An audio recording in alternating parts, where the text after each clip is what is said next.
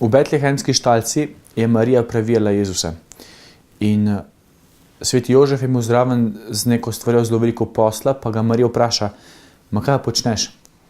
Pa je rekel, napeljujem lučke, da pri sosedih ne bodo mislili, da pri nas ne praznujemo Božiča. Kako naj katoličan preživi advent in kako naj ga ne preživi? Kaj je pravi advent in kaj ni advent? To je tema letošnje akcije Del Jezusa. Zato te povabimo, da nas spremljaš, da tudi ti sam odkriješ, kaj in kako naj katoličan preživi advent. Vsak teden boš dobil 3 videe. Povabi svoje prijatelje, Del Jezusa z nami in se vidimo v adventu.